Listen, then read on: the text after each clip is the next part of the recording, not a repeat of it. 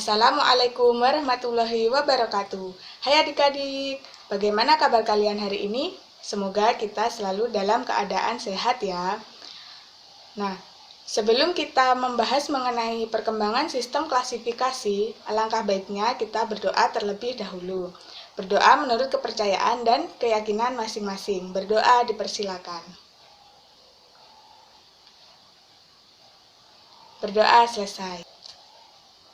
Sebelumnya, perkenalkan, saya Yulis Diah KST dari Program Studi Pendidikan Biologi Universitas Jember.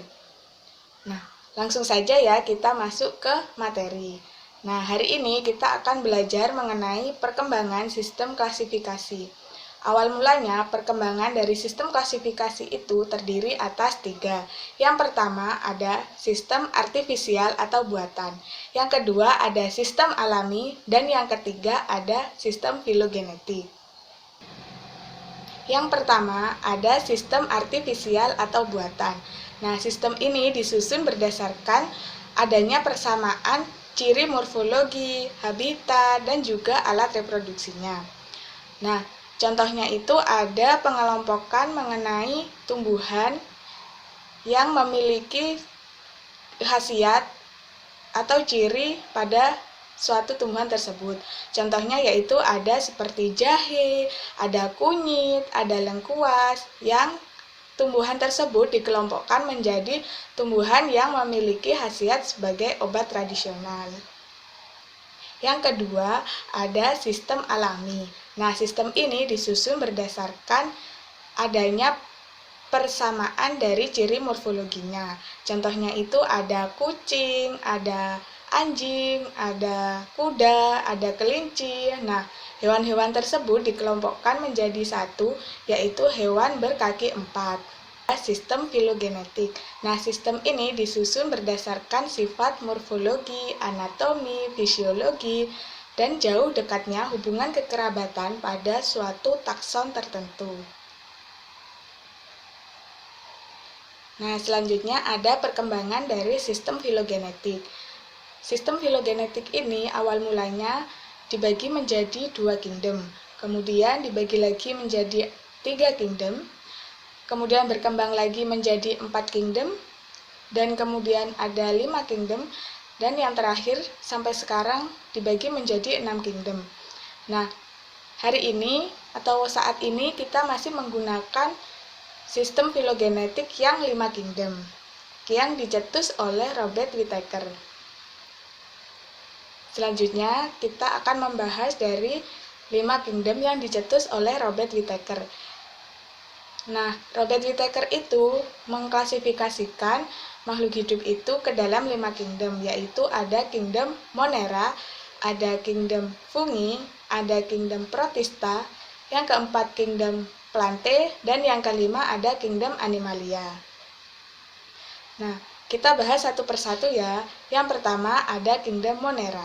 Kingdom ini memiliki ciri-ciri yaitu prokariot, bersel satu, dan juga mikroskopis. Contohnya itu ada semua jenis bakteri. Misalnya saja pada tubuh kita ada bakteri E. coli yang sangat bermanfaat bagi tubuh kita. Yang kedua ada kingdom fungi.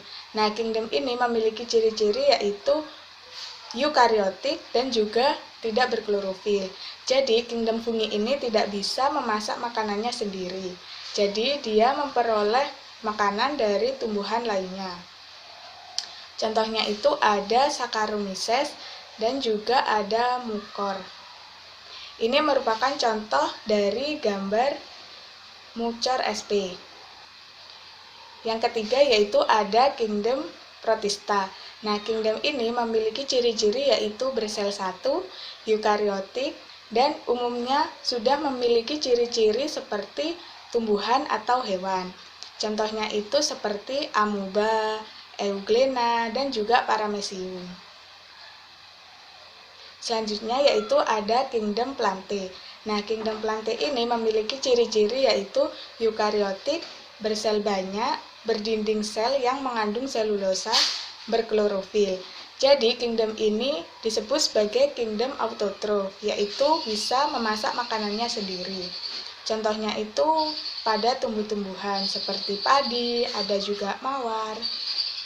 Nah, ini merupakan gambar dari kingdom Plantae.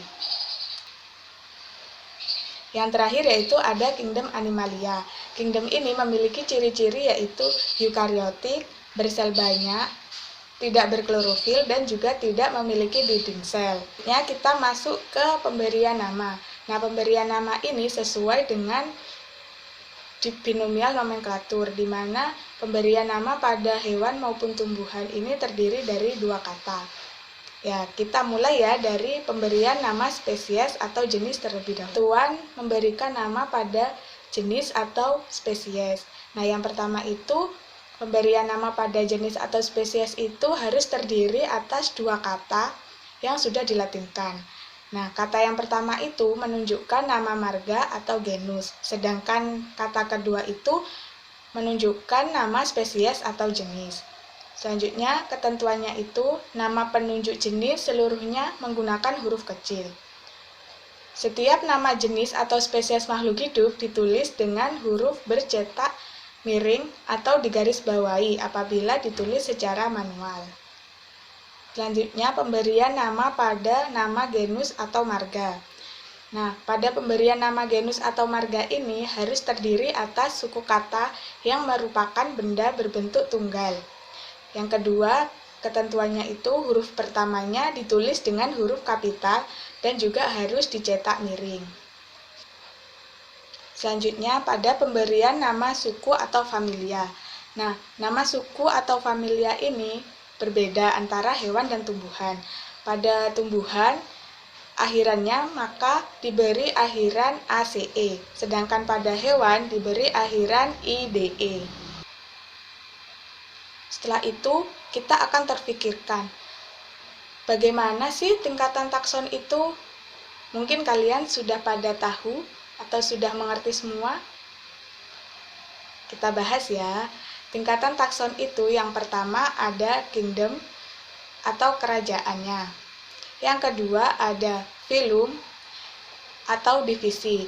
Nah, filum ini diberikan kepada hewan dan divisi pada tumbuhan.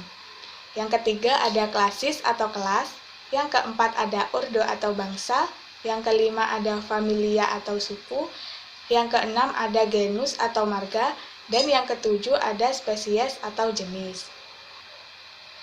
Selanjutnya, dalam materi ini kalian pasti sering mendengar kunci determinasi.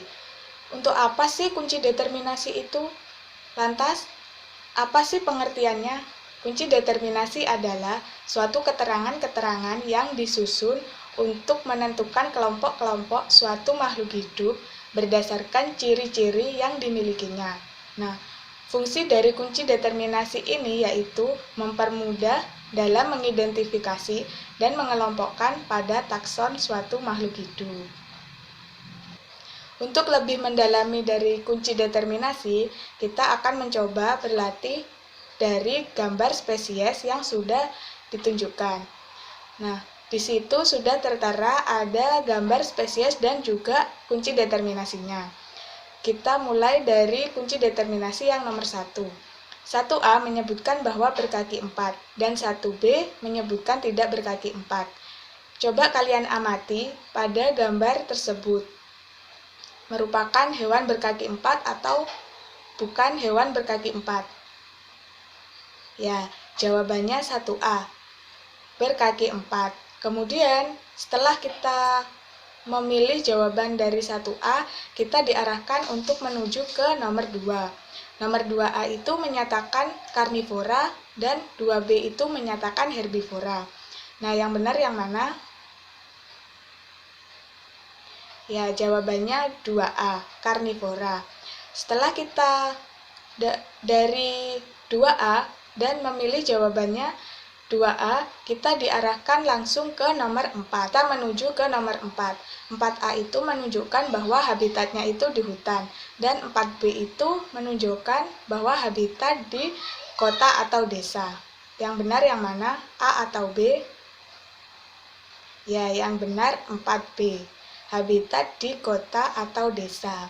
Nah, dari jawaban itu sudah diketahui bahwa spesies itu termasuk jenis spesies dari kucing.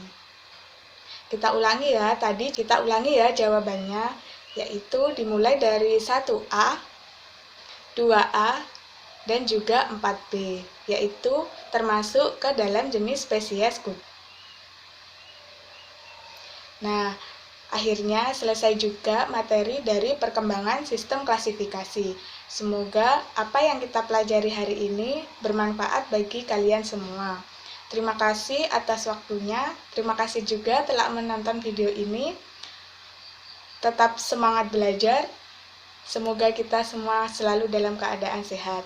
Nah, sebelum kita mengakhiri pembelajaran atau belajar kita hari ini, alangkah baiknya kita berdoa menurut kepercayaan dan keyakinan masing-masing. Berdoa dipersilakan.